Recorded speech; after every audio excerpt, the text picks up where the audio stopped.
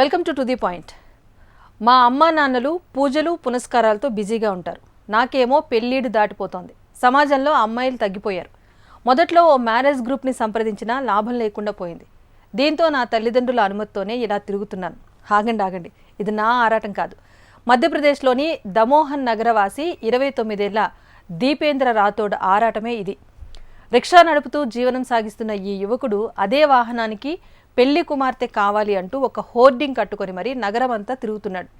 ఆ హోర్డింగ్ పైన దీపేంద్ర ఫోటోతో పాటు ఎత్తు, పుట్టిన తేదీ, బ్లడ్ గ్రూప్, విద్యార్హతలు, గోత్రం ఇలాంటి వివరాలన్నీ ఉన్నాయి. ఇందులో వివరాలు చూసి బాగా పట్టింపు ఉన్న వ్యక్తి ఏమో అనుకునేరు. తనకు కులం, మతం, చివరికి ప్రాంతంతో కూడా ఎలాంటి పట్టింపులు లేవని, స్థానికేతలు ఎవరైనా ఆ విషయానికి వస్తే పెళ్ళేడు వచ్చిన అమ్మాయి అయితే చాలు అంటూ తెలిసిన వారందరినీ అడుగుతున్నాడట.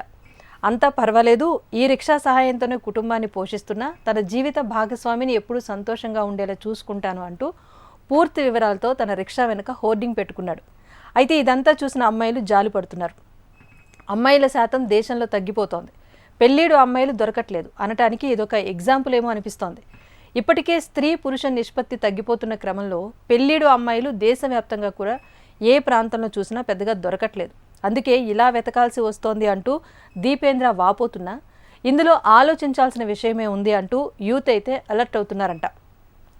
ఏమో గురజాడ గారు ఆశించిన రోజులు వస్తాయేమో అని కొందరు, అమ్మాయిలకు ఎదురు కట్నం ఎంత ఇస్తారు అంటూ మరికొంతమంది, అమ్మాయిలకు కూడా రోజులు వచ్చాయంటూ ఇంకొందరు తమకు తోచిన కామెంట్స్ యాడ్ చేస్తున్నారు.